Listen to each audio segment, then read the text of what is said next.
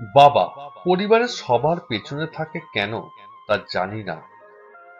এক, মা 9 মাস বহন করেন, বাবা 25 বছর ধরে বহন করেন। উভয় সমান, তবুও কেন বাবা পিছিয়ে আছেন তা জানেন না। দুই, মা বিনা বেতনে সংসার চালায়, বাবা তার সমস্ত বেতন সংসারের জন্য ব্যয় করেন। উভয় প্রচেষ্টাই সমান, তবুও কেন বাবা পেছনে আছেন তা জানেন না। তিন, মা আপনার যা ইচ্ছা তাই রান্না করেন, বাবা আপনি যা চান তা কিনে দেয়। তাদের উভয় ভালোবাসা সমান, তবে মায়ের ভালোবাসা উচ্চতর হিসেবে দেখানো হয়েছে। জানি না কেন বাবা পিছিয়ে।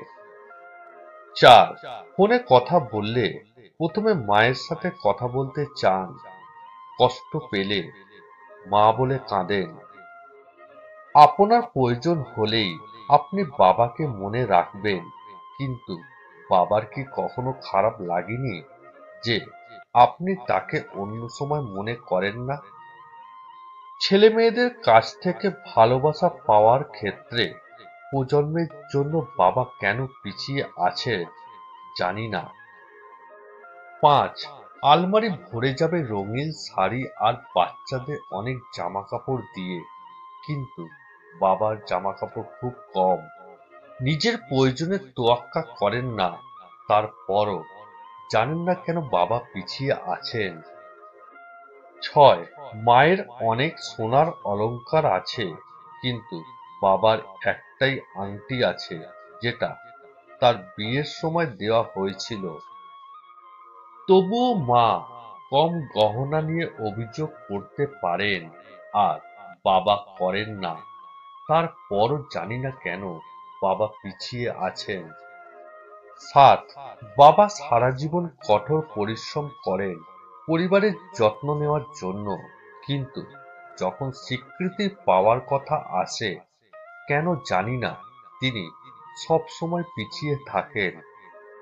আট, মা বলে আমাদের এই মাসে কলেজে টিউশন দিতে হবে, দয়া করে আমার জন্য উৎসবের জন্য একটি শাড়ি কিনবে, অথচ বাবা নতুন জামা কাপড়ের কথাও ভাবেনি। দুইজনেরই ভালোবাসা সমান, তবুও কেন বাবা পিছিয়ে আছে জানি না। নয়, বাবা মা যখন বুড়ো হয়ে যায় তখন বাচ্চারা বলে মা ঘরের কাজের দেখাশোনা করার জন্য অত্যন্ত উপকারী, কিন্তু তারা বলে বাবা অকেজো। 10, বাবা পেছনের কারণ তিনি পরিবারের মেরুদণ্ড, আর আমাদের মেরুদণ্ড তো আমাদের শরীরের পেছনে। অথচ তার কারণেই আমরা নিজেদের মতো করে দাঁড়াতে পারছি। সম্ভবত এই কারণেই তিনি পিছিয়ে আছেন। সমস্ত বাবাদেরকে উৎসর্গ করছি। নমস্কার জানাই পৃথিবীর সকল বাবাদেরকে। ভিডিওটি ভালো লাগলে প্রত্যেক বাবাদের দেখার জন্য সুযোগ করে দেবেন। ধন্যবাদ, ভালো থাকবেন।